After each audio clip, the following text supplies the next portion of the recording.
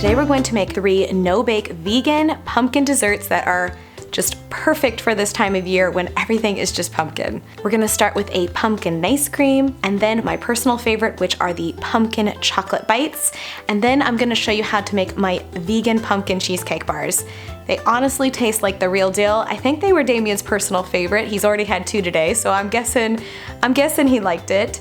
I am so excited to share these with you, so let's get started. To make the pumpkin ice cream, we're going to need to freeze 4 bananas, and the riper they are, the better they are for these kind of desserts. So we are going to just remove the peel from the banana, and then we're just going to slice it in half, and I repeat this step for all of the bananas. And these bananas are great to use not only for desserts, but they're also great to use for smoothies as well. So stack all of the bananas in an airtight glass container, and then just snap on the lid and place them in the freezer, and then you can just use them as you need them. In a high-powered blender, we're going to add 4 frozen bananas, 1 tablespoon of maple syrup, a half a teaspoon of vanilla, 2 tablespoons of unsweetened almond milk, and you can use any unsweetened nut milk, 2 teaspoons of pumpkin spice, and 1 cup of pumpkin puree. To make this nice cream nice and creamy, we're going to add a 1/4 cup of any nut butter. I am using almond butter here. So just turn your blender on, and we're just going to blend until it is nice and smooth.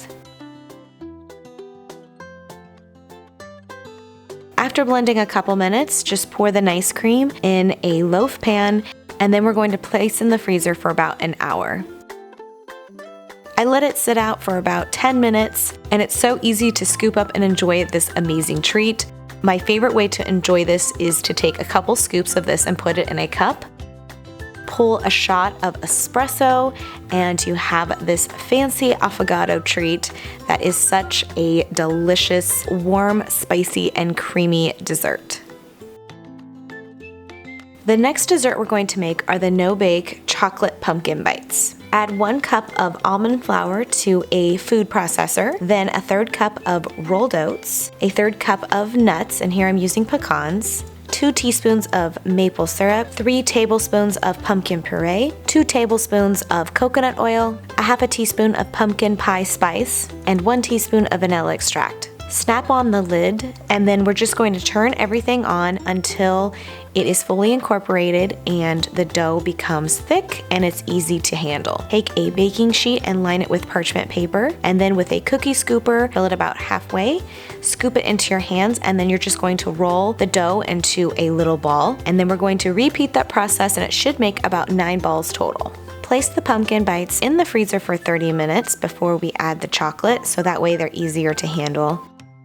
And then about a few minutes before those are ready to be pulled out of the freezer, we're going to take a pot and fill it a 1/4 inch high of water and bring it to a boil. Add a large bowl on top, and then we're just going to pour 1 cup of our chocolate chips. Add 1 teaspoon of coconut oil just to help give the chocolate a little bit of a thinner consistency. Stir with a rubber spatula until all of the chocolate has melted. Pull the bites out of the freezer. With a spoon, just coat the pumpkin bites completely all over, and then we're going to use that same cookie sheet and parchment paper, but this time add a cooling rack, so then that way the excess chocolate can easily drip through. Now this step is completely optional. Lightly sprinkle the top with the pumpkin pie spice. And then we're going to let them freeze again, this time for 1 hour.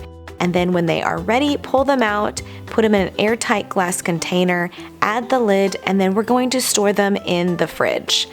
These can last up to 2 weeks in the fridge, but let me tell you, these are so good, I doubt they will last that long in your fridge. The last dessert we're going to make are my pumpkin cheesecake bars. We're going to start by making the crust first. Add 1 cup of raw almonds, 10 pitted dates, and 1 cup of shredded coconut. Keep on blending the crust until it becomes very granulated, and when you pinch it between your fingers, it holds its shape. Next, line an 8x8 inch baking sheet with some parchment paper. To make the parchment paper fit perfectly, take a piece of parchment paper that is 2 inches wider than your baking dish. Cut out a square on each corner, place the parchment inside the dish, and the parchment should fit perfectly inside. pour the crust on top. Press the crust down, and you can either use a measuring cup or your fingers, whichever's easier for you. And if the crust feels a little thick, easily push it up to the side.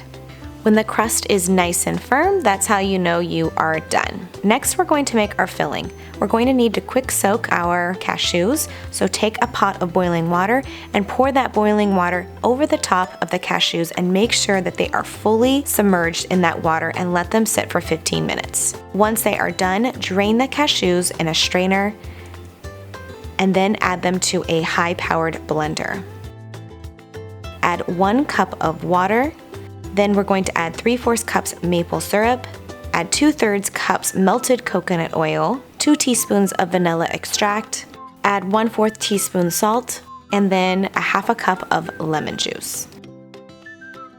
Add the top and the tamp. Then we're just going to turn on the blender until it is nice and smooth and has the consistency of cake-like batter. Pour half of the mixture over the top of the crust. Use a spatula to evenly spread the filling. Then, with the remaining filling, we're going to add 1 cup of pumpkin puree and a 1/2 teaspoon of pumpkin pie spice. Blend all of this again together. And then we're going to pour the remaining batter right over the top of our other filling. And then again, with a rubber spatula, we're going to smooth the top of the filling all over the cheesecake.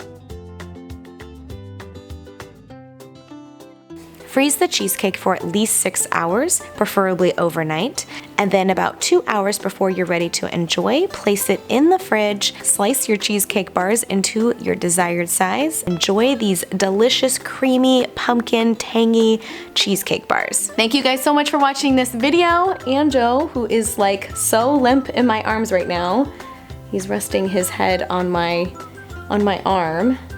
He wants to know if you guys can give this video a thumbs up, and do not forget to subscribe. I'm making new videos every single week, and I love sharing recipes that inspire you to make fresh food to your table. So Angel is going to probably fall asleep, and I will see you guys in the next one. Bye.